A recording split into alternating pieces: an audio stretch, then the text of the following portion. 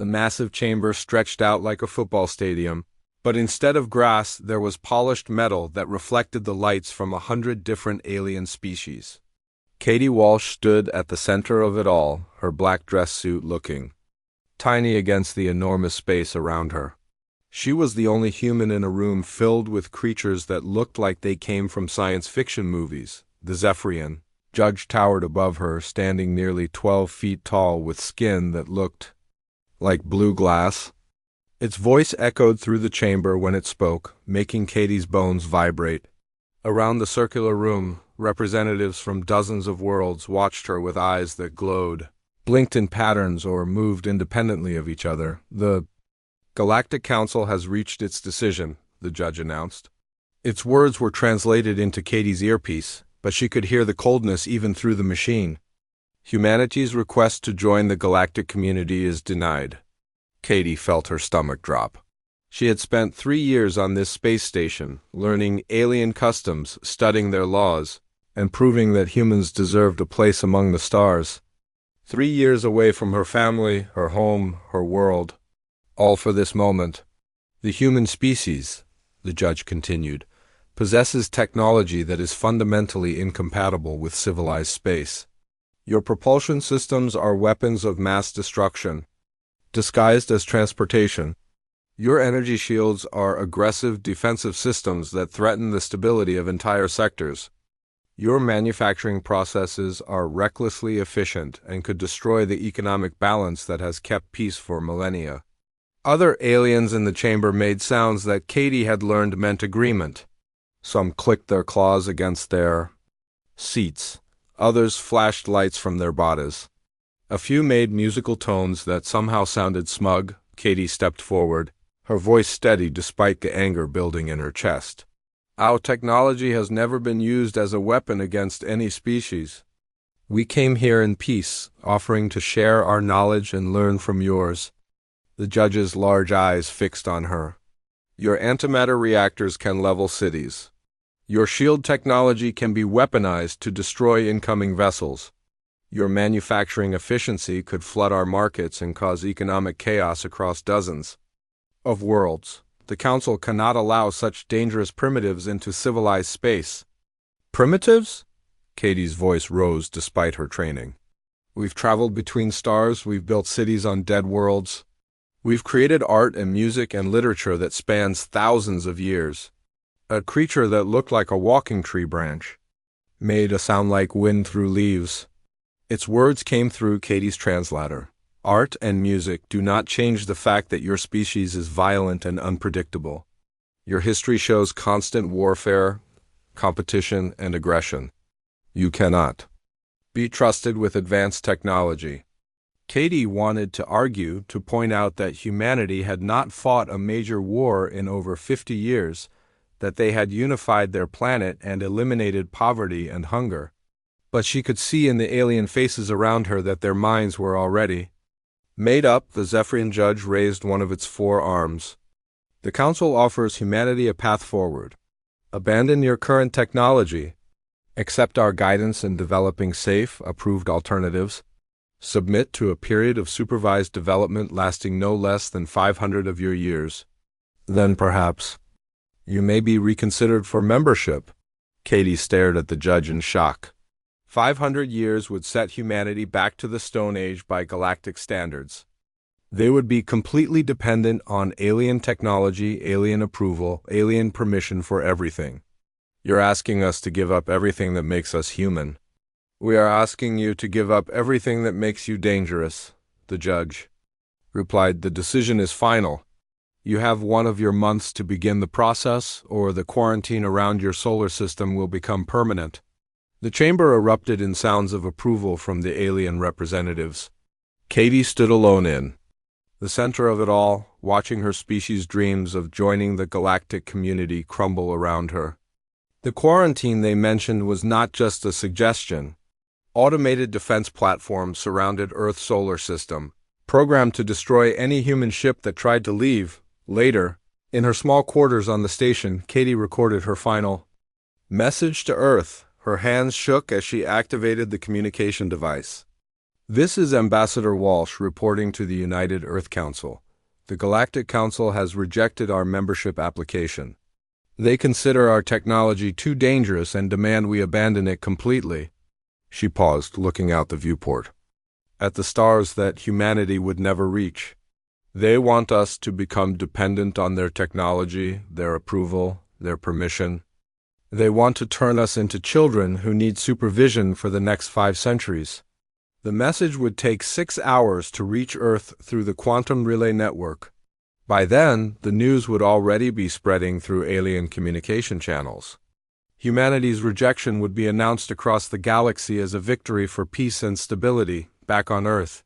In a small town in Ohio called Riverside, Danny Morrison was in his garage working on an old car engine when the news broke. His wife, Carol, called to him from the house, her voice tight with emotion. "Danny, you need to see this." He wiped his greasy hands on a rag and walked into the living room where Carol and their 10-year-old daughter Lisa were watching the television. The news anchor looked grim as she read the report from Ambassador Walsh. The Galactic Council has officially rejected humanity's application to join the intergalactic community. The aliens claim our technology is too dangerous and have given us 1 month to begin dismantling our advanced systems or face permanent isolation. Lisa looked up at her father with tears in her eyes. "Dad, does this mean we'll never meet aliens?" "You promised we might see spaceships someday." Danny sat down heavily on the couch next to his daughter. He had been following the membership talks closely, dreaming of a future where humans could explore the galaxy. Lisa had been even more excited, drawing pictures of alien friends and writing stories about visiting other worlds. "I don't know, sweetheart," Danny said, putting his arm around her. "Maybe things will change." On the television, experts were already debating what humanity should do. Some argued for accepting the Council's terms, saying that isolation was better than destruction. Others demanded that humanity fight back, though nobody seemed to know how.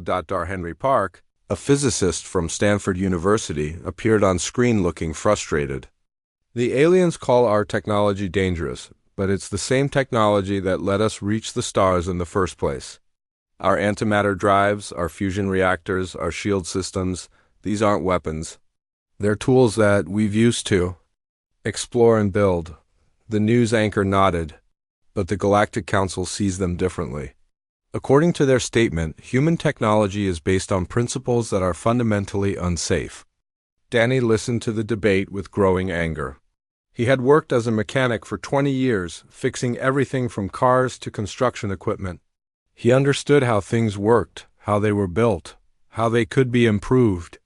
The idea that aliens who had never met humans could declare their technology primitive and dangerous made his blood boil.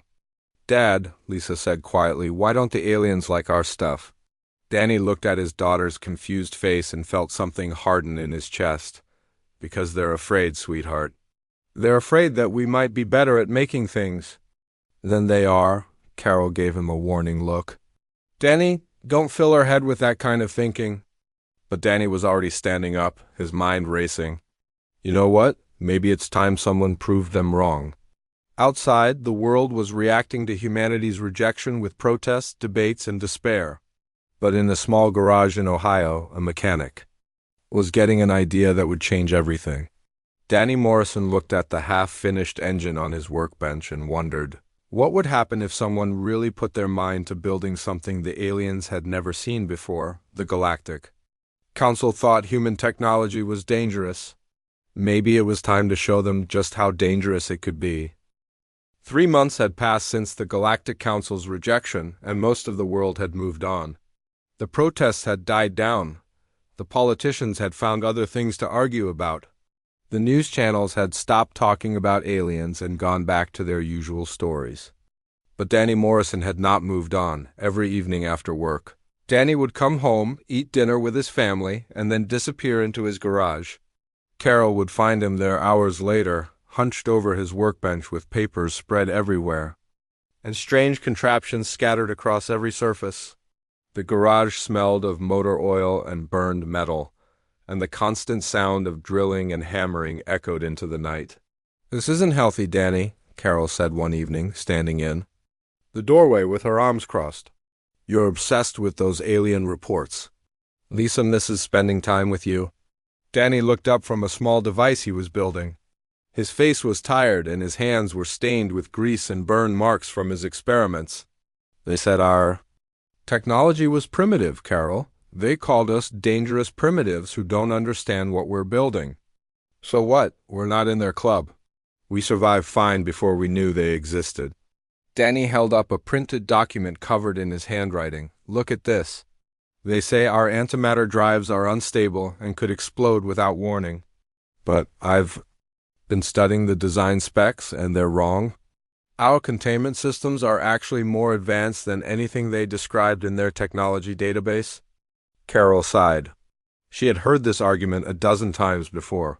You're a car mechanic, Danny. You fix engines and change oil. You're not a rocket scientist. Maybe not, Danny said, turning back to his work. But I know how things work. I know. When someone is talking nonsense about machinery.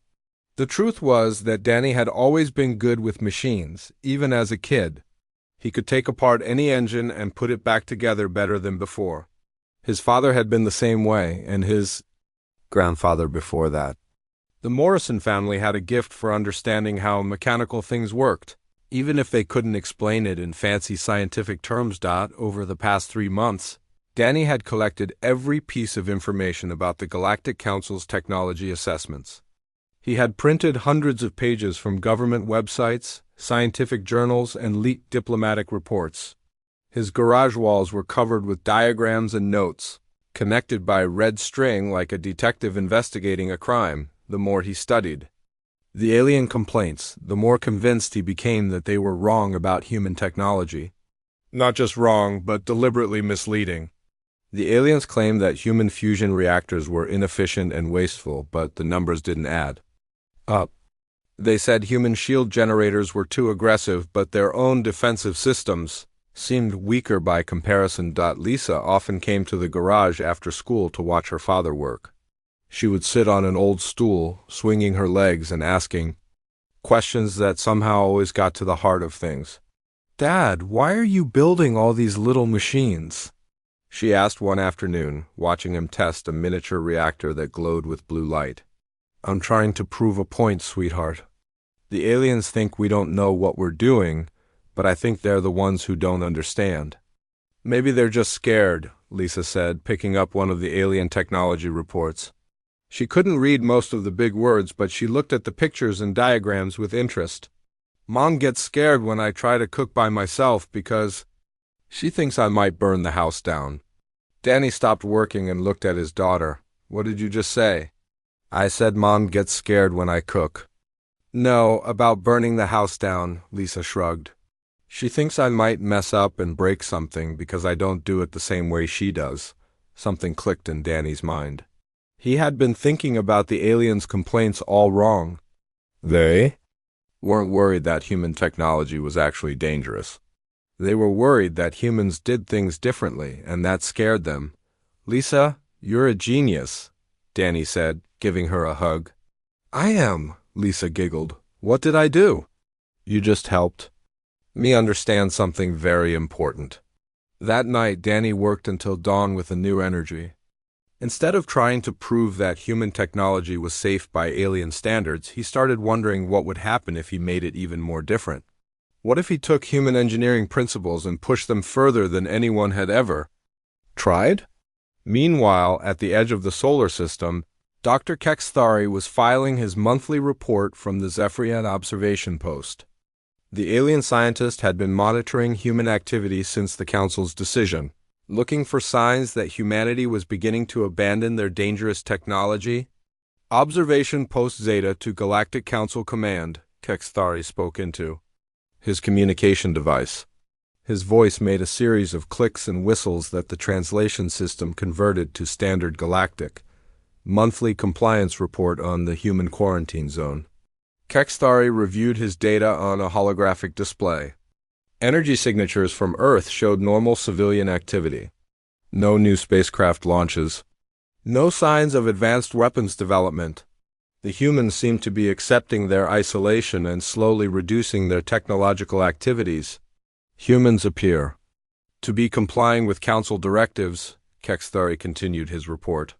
Energy readings from their major cities have decreased by 12% over the past month. No detected antimatter signatures above baseline levels. No shield generator tests. The primitive species appears to be learning their place. What Kexthari didn't know was that his sensors were designed to detect large-scale technological activity. They could spot a starship launch or a city-sized reactor, but they couldn't detect what was happening in a suburban garage in Ohio. Danny's experiments were small, powered by equipment he had bought online or salvaged from electronics stores.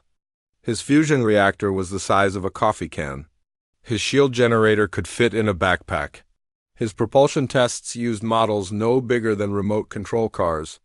None of it was large enough to show up on alien sensors designed to monitor an entire planet. By the end of the month, Danny had achieved something that should have been impossible. His coffee can reactor was producing more energy per gram of fuel than the alien city-sized fusion plants. His shield generator could deflect impacts that would destroy alien defensive systems 10 times its size.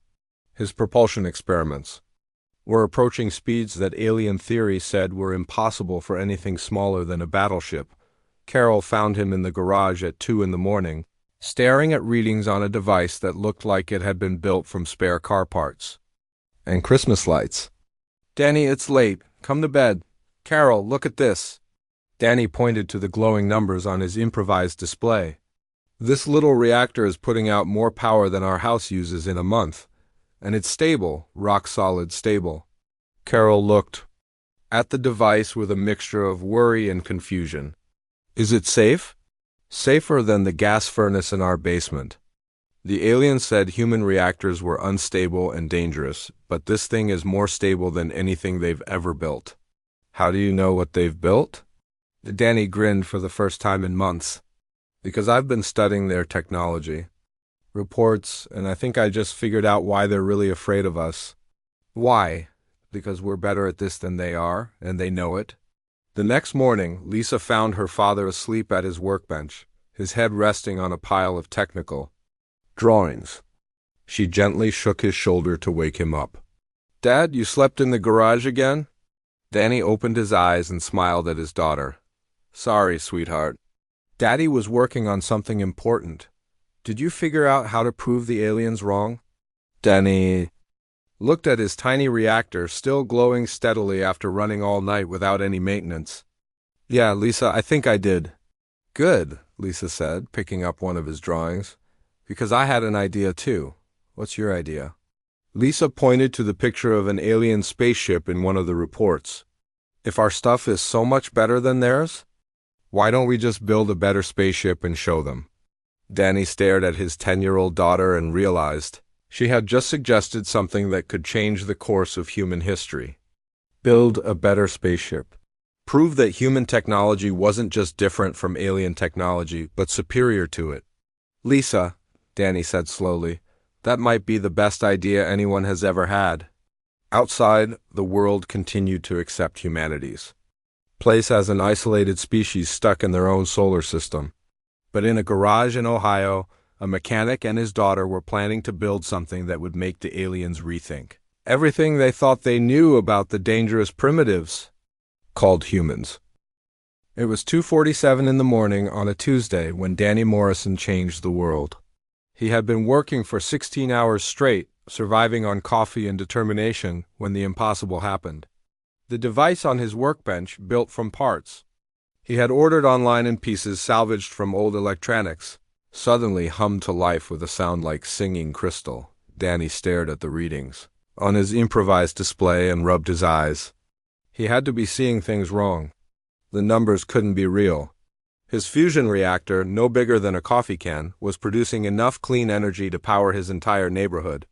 Not just his house, but every house on his street. "This can't be right," he whispered to himself, checking the connections for the 5th time. But every test confirmed what the display was telling him. His tiny reactor was not only working, it was working better than anything the aliens had ever described in their technology reports. The secret was something Danny had stumbled onto by accident. While the aliens built their reactors using careful, precise engineering that followed millions of years of established science, Danny had taken a completely different approach. He used what he called controlled chaos engineering, letting different parts of the system work against each other in ways that created more energy than they consumed. It was like the difference between a perfectly tuned orchestra and a jazz band. The aliens' technology was beautiful and precise, but Danny's approach was wild and creative. It shouldn't have worked according to any textbook, but it worked better than anything in those textbooks. Danny carefully powered down the reactor and sat back in his chair. His hands were shaking, not from fear, but from excitement. He had just proven that human technology wasn't primitive at all. If anything, the aliens were the ones who were behind. The next morning, Danny could barely concentrate at work. He kept thinking about his reactor and what it meant. During his lunch break, he called his neighbor Pete Collins, who had worked for NASA before retiring to Riverside. "Pete, I need you to come look at something," Danny said, trying to keep the excitement out of his voice. "What kind of something?" Pete asked. "You're not building another one of those weird car engines, are you? And just come over after work. Trust me on this one." That evening, Pete walked into Danny's garage expecting to see another of his neighbor's mechanical experiments. Instead, he found something that made him sit down heavily on an old stool. "Danny," Pete said slowly, staring at the coffee can reactor and the readings on the display, "please tell me this is some kind of joke." "It's not a joke. I've been testing it for 3 days straight. The energy output is consistent, the radiation levels are zero, and the fuel efficiency is off the charts." Pete, who had spent 30 years working with rocket engines and spacecraft systems, picked up the reactor with trembling hands.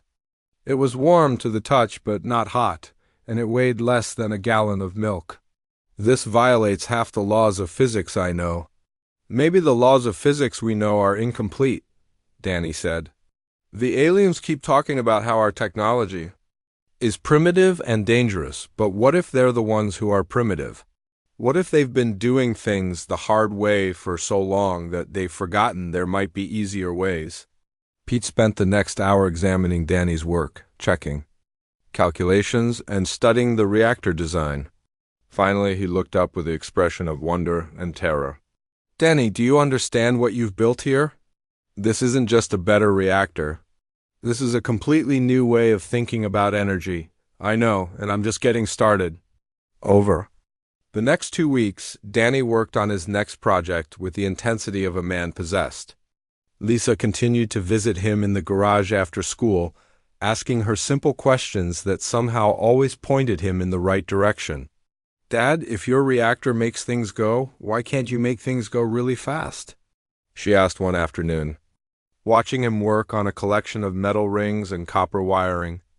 "That's exactly what I'm trying to do, sweetheart," Danny said, adjusting a component that looked like it had been built from spare television parts. "I'm building an engine that can push things faster than anything the aliens have ever imagined." The propulsion system Danny was developing didn't work like alien drives, which opened tunnels through hyperspace for ships to travel through. Instead, Danny's engine worked by pushing against space-time itself, creating a bubble of twisted reality around whatever it was attached to. Inside the bubble, normal physics didn't apply. A ship could theoretically travel faster than light without actually moving through space at all. It was Lisa who gave him the idea for the first test. "Dad, why don't you try it on something small first, like my remote control car?" Danny looked at his daughter and grinned. "Lisa, you're brilliant." The test vehicle was Lisa's old remote control car, modified with one of Danny's miniature reactors and a scaled-down version of his drive system. The whole setup looked like a toy that had been attacked by a mad scientist, with wires and metal components sticking out in all directions. On a Saturday morning, Danny, Carol, and Lisa stood in their backyard for the first test. Danny had calculated that the car should be able to travel to the other side of town and back in about 10 seconds. Carol had insisted that he warn the neighbors, just in case something went wrong. "Are you sure this is safe?" Carol asked, watching Danny make final adjustments to the car. "Safer than letting Lisa ride her bicycle on Main Street," Danny replied. The drive creates its own protective bubble. Nothing can hurt it while it's traveling. Danny placed the car on their back lawn and stepped back to a safe distance. Everyone ready? Lisa bounced with excitement. Do it, Dad. Danny pressed the activation button on his remote control. The car disappeared. For a moment, nothing happened. Then, exactly 10 seconds later, the car reappeared in the same spot with a soft popping sound. Danny checked the onboard recorder he had installed and found readings that made his hands shake. It worked, he whispered. It actually worked. The car had traveled 30 miles in 10 seconds, reaching the edge of town and returning without encountering any resistance or using any significant fuel. According to the recorder, the car had experienced no acceleration forces at all. It had simply shifted from one location to another as if the distance between them didn't exist. Pete Collins was the first person Danny called. Within an hour, the retired NASA engineer was in Danny's backyard, staring at the modified remote control car like it was an alien artifact. "This is impossible," Pete said for the third time. "You can't just ignore the speed of light. Einstein proved that over a century ago." "Einstein never tried controlled chaos engineering," Danny replied.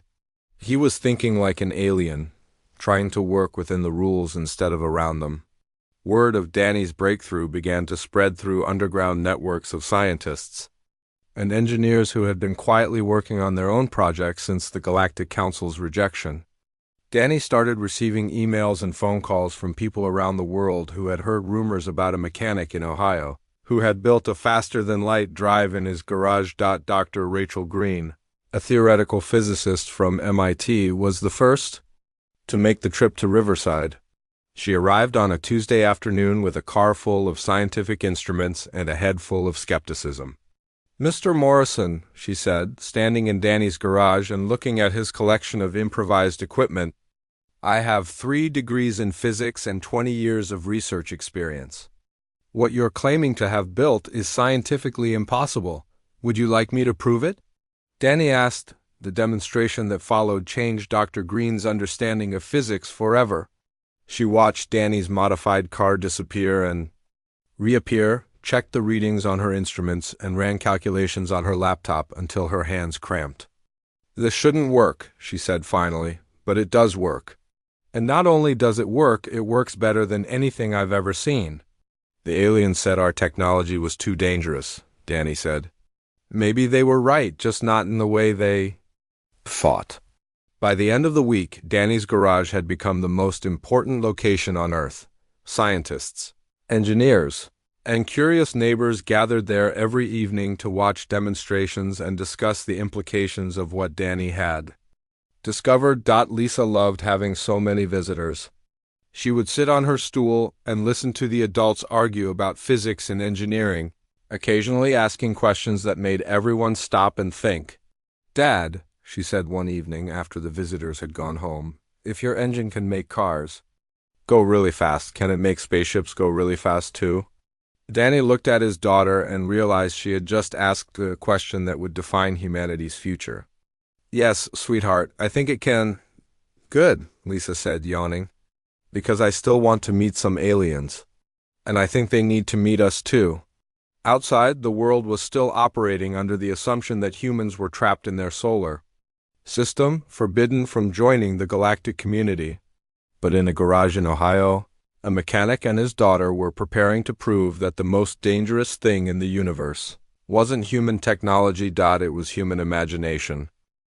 The movement grew faster than anyone expected. Within 2 months of Danny's successful test with the remote control car, his garage had become the center of a quiet revolution that was spreading across the world. Scientists arrived from universities, engineers drove in from aerospace companies, and curious inventors flew in from other countries to see what the mechanic from Ohio had accomplished. Dr. Rachel Green had become Danny's unofficial spokesperson. In the scientific community, she published papers about his discoveries in underground journals and spoke at secret conferences, held in hotel basements and abandoned warehouses. The mainstream scientific establishment still refused to believe that a car mechanic could have solved problems that had stumped the greatest minds in physics. But word was spreading among those willing to listen. Jake Sullivan arrived on a Thursday morning in a truck loaded with military-grade materials. The former Air Force engineer had driven straight from Michigan after seeing one of Dr. Green's presentations. He stood in Danny's garage, looking at the coffee can reactor and shaking, his head in amazement. "Son," Jake said in his gravelly voice, "I spent 20 years building engines for fighter jets, and I've never seen anything like this. How did you figure out what we couldn't?" Danny wiped his hands on a rag and shrugged. "I didn't try to follow the rules, I just tried to make something that worked." Jake examined the propulsion system that Danny had built for larger tests. "Mind if I ask what you're planning to do with all this?" "Build a real spaceship," Danny said simply. "Something that can travel to the edge of the solar system and back. Something that will prove to the aliens that they were wrong about us." "Count me in," Jake said immediately. Even Carol had become involved, though she worried constantly about the attention her husband was attracting. She used her accounting skills to manage the growing network of contributors who were sending money, materials, and equipment to support Danny's work. Their basement had been converted into a communications center where Carol tracked shipments and coordinated with supporters around the world. "Danny, we're getting messages from people in 30 different countries," Carol told him one evening. "Engineers in Japan are building their own versions of your reactor. Scientists in Germany are working on improvements to your propulsion system. There's a whole community of people trying to expand on what you've started, but their success was not going unnoticed." High above Earth, surveillance satellites had begun detecting unusual energy signatures coming from various locations around the planet. The readings were small and scattered, too minor to trigger automatic alerts. But they were there. The Zephyrian observation post on the edge of the solar system. Dr. Kexthari was reviewing the latest data from his monitoring equipment when something unusual caught his attention. Energy spikes were appearing at random locations across Earth's surface. They only lasted for a few seconds each time, but they were unlike anything in his database. "Computer, analyze energy pattern X-877, Kexthari commanded. The response came back immediately. "Pattern unknown. Energy signature does not match any known human technology." Kexthari felt a chill run through his scaled body.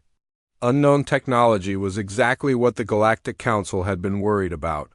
He immediately dispatched a probe to investigate the strongest signal source, which appeared to be coming from a small town in the North American continent. The probe was a masterpiece of Zephyrian engineering, invisible to human detection systems, and equipped with sensors that could analyze technology from orbit. It would take 3 days to reach Earth and begin its scan. Danny and his team were unaware of the approaching probe as they prepared for their most ambitious test yet. Working together, they had built what could only be described as a spaceship. Though it looked nothing like the sleek vessels in science fiction movies, their test vehicle was essentially a reinforced shipping container with Danny's engines mounted on the outside and life support systems jury-rigged from diving equipment. "It's not pretty," Jake admitted, walking around the container in Danny's expanded workshop, "but it should work."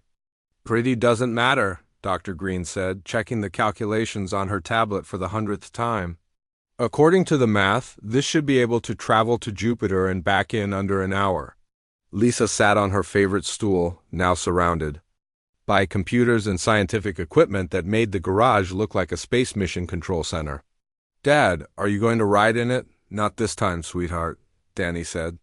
"We're going to control it from here, just like your remote control car. If everything works the way it should, we'll build a bigger one that people can ride in."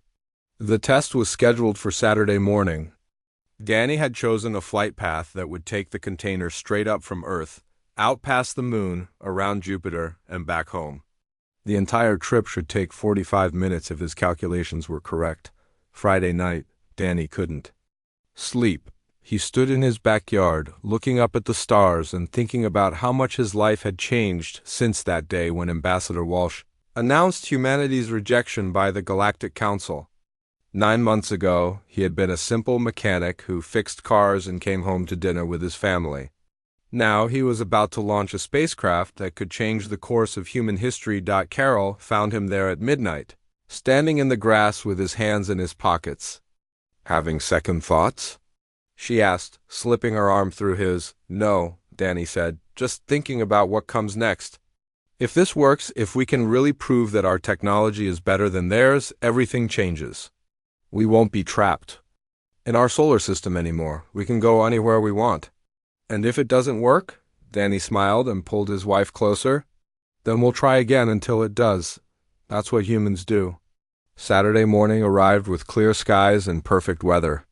The test team gathered in Danny's backyard, now expanded to include a temporary mission control setup that Jake had assembled from military communications equipment. Dr. Green monitored the scientific instruments while Carol tracked the flight path on her computer screen. The shipping container sat in the middle of the yard, looking absurd and magnificent at the same time.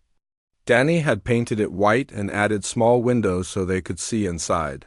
It was packed with cameras and sensors that would record every moment of the journey. "All systems green," Jake reported from his control station. "Fusion reactor stable. Propulsion system ready. Communications online. Flight path calculated and confirmed," Dr. Green added. "We're clear for launch." Danny looked around at his team, these people who had believed in his impossible dream and helped make it real. Then he looked at Lisa, who was practically vibrating with excitement. "Ready, sweetheart? Do it, Dad! Show those aliens what humans can build." Danny pressed the activation button. The shipping container disappeared with a soft whoosh of displaced air. For 45 minutes, they tracked the container's progress through space. The cameras showed views of Earth shrinking behind them, the moon passing by like a small gray marble, and finally the massive bulk of Jupiter growing larger and larger until it filled the entire screen. The container completed its orbit around the gas giant exactly as planned and began the journey home. Dr. Kexthari's probe arrived just as the container was completing its return journey. The Zephyrian sensors immediately detected the impossible. Energy signature approaching Earth at speeds that should have been impossible for any known technology. "Alert! Alert!" the probe's computer announced.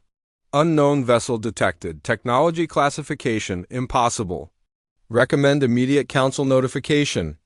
But before Kexthari could send his report, the container reappeared in Danny's backyard with the same soft whoosh it had left with. The test was complete, and it had been a perfect success.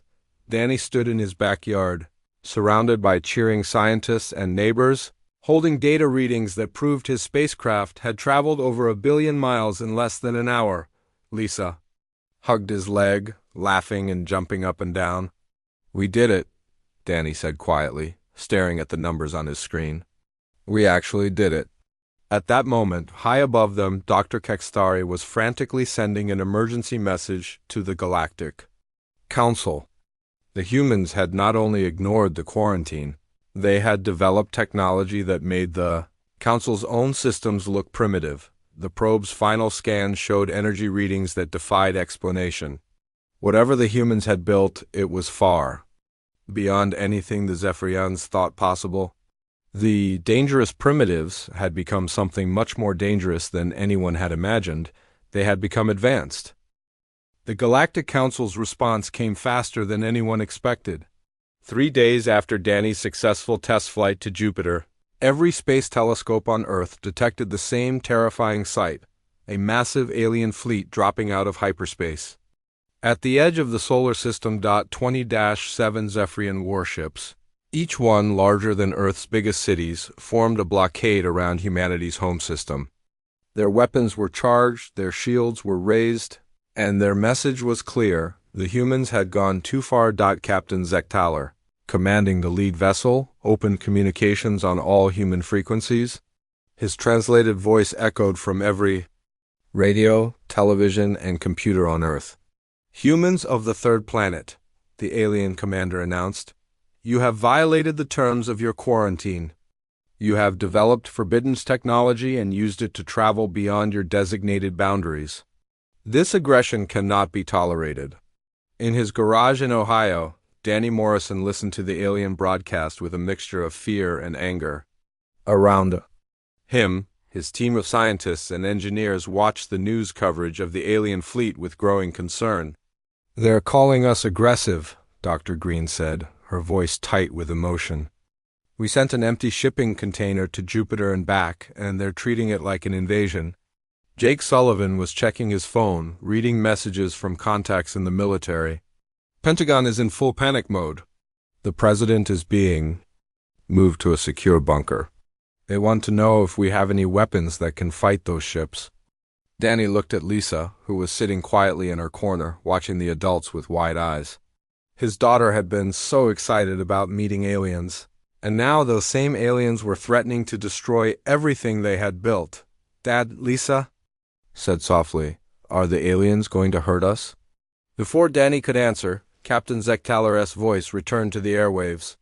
"The Galactic Council demands the immediate surrender of all human vessels and the complete dismantling of your illegal technology.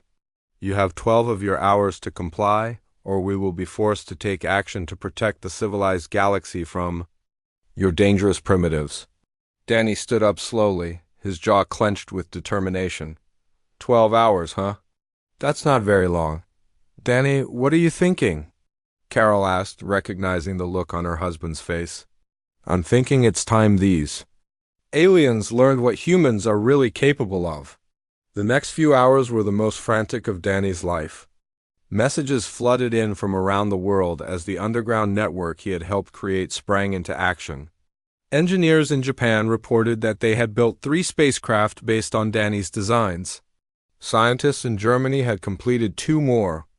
Teams in Brazil, Russia, Canada, and a dozen other countries confirmed that they had working vessels ready for launch. "How many ships do we have?" Danny asked Carol, who was coordinating communications from their basement command center. 47. "Confirmed," Carol replied, her fingers flying over the keyboard. "Maybe more. People are still checking in." Jake Sullivan looked up from his military communications equipment. "Pentagon wants to know what you need. They're offering full support." "Tell them to stay out of the way," Danny said. "This isn't about governments or militaries. This is about proving that humans don't back down." Dr. Green was running calculations on her computer, trying to figure out what 47 human ships could do against 27 alien warships. "Danny, their vessels are massive. Our ships are improvised containers with your engines attached, the size difference alone." "Size doesn't matter if they can't hit you," Danny interrupted. "Our ships are faster, more maneuverable, and built with technology they don't understand. Sometimes David beats Goliath." As the deadline approached, Danny made a decision that would be remembered for generations. Instead of hiding or surrendering, he would lead the human response personally. His original shipping container had been upgraded with better shields and communications equipment. It wasn't pretty, but it was the fastest thing humans had ever built. "I'm going up there," Danny announced to his team. "Absolutely not," Carol said immediately. "You are not leaving your family to fight aliens in a shipping container." "Someone has to speak for humanity," Danny replied. "And I'm the one who started this whole thing." Lisa tugged on her father's shirt. "Dad, can I come with you?" "No, sweetheart, this might be dangerous." "But you said our technology was better than theirs. You said humans don't give up." Danny knelt down to his daughter's level. "That's right, and that's why I have to go. To prove that we're not the primitives they think we are." With 6 hours left on the alien deadline, Danny Morrison climbed into his improvised spacecraft and launched from his backyard. Around the world, 46 other human vessels launched simultaneously, each one built in a garage or workshop by ordinary people who refused to accept limitations, the sight of the human fleet rising from Earth was unlike anything the aliens had ever witnessed. The ships were all different sizes and shapes, built from scavenged materials and powered by technology that shouldn't have existed. They looked like a collection of spare parts held together with determination and genius. Captain Zektaler watched the approaching human vessels with a mixture of confusion and alarm. His scanner showed energy readings that made no sense. The human ships were small and crude-looking, but they were moving at speeds that his own vessels couldn't match. Communications officer, Zectalar commanded. Open a channel to the lead. Human vessel. Danny's voice crackled through the alien ship's speakers, broadcast from his shipping container command center. This is Danny Morrison, speaking for the human race. You called our technology dangerous? You said we were too primitive for your civilized galaxy. Well, guess what? You were half right. Human Morrison, Zectalar replied, you are in violation of Galactic Council law. Surrender immediately or face the consequences. You know what? Danny said, his voice carrying to every ship in both fleets. I'm tired of being told what humans can and can't do by aliens who are afraid of a little innovation. You want to see dangerous? Let me show you what a dad with a garage can really build. What happened next became known as the Battle of the Solar System, though it was less of a battle and more of a demonstration. The human ships, despite being built from spare parts in backyard workshops, outmaneuvered the massive alien vessels like hummingbirds dancing around elephants. Danny's container ship moved so fast that the alien weapons couldn't track it. The other human vessels weaved between the Zephyrian ships, their shields absorbing impacts that should have destroyed them, their engines performing maneuvers that violated everything the aliens thought they knew about physics. Within 30 minutes, it was over. Not a single human ship had been destroyed, while the alien fleet found themselves surrounded, outmaneuvered, and completely outclassed by technology they had dismissed as primitive. Impossible, Captain Zectalar whispered. Staring at his tactical display in shock, Danny's voice came through the communication system again, calm and confident. You called us dangerous primitives, Captain. But here's the thing about humans. We don't just accept the way things are. We make them better. Your superior technology is millions of years old, built by committee, designed to be safe and predictable. Our technology is brand new, built by individuals, designed to push every boundary we can find. How? Zectalar asked, his voice barely audible. We call it controlled chaos engineering, Danny explained. Instead of trying to eliminate every risk, we learn to harness it. Instead of following rules, we learn to write new ones. And instead of accepting our place in your galaxy, we decided to make our own place. The aftermath was swift and decisive. The Zephyrian fleet withdrew without firing another shot. Within days, diplomatic messages arrived from dozens of alien civilizations, all requesting trade agreements and technology-sharing partnerships with humanity. The Galactic Council's quarantine was officially lifted, and humanity was invited to join the galactic community as a full member, not as students, but as teachers. Danny Morrison returned to Earth as the most famous human in history. But when the reporters and government officials came to interview him, they found him back in his garage, working on his next project. What are you building now, Dad? Lisa asked, watching him assemble something new on his workbench. Danny smiled. At his 12-year-old daughter, the girl whose simple questions had helped change the course of human civilization. I'm building a better future, sweetheart. One impossible thing at a time. Outside, the world was celebrating humanity's emergence as a galactic power. Ships were already being built to explore distant stars, and alien delegations were lining up to visit Earth.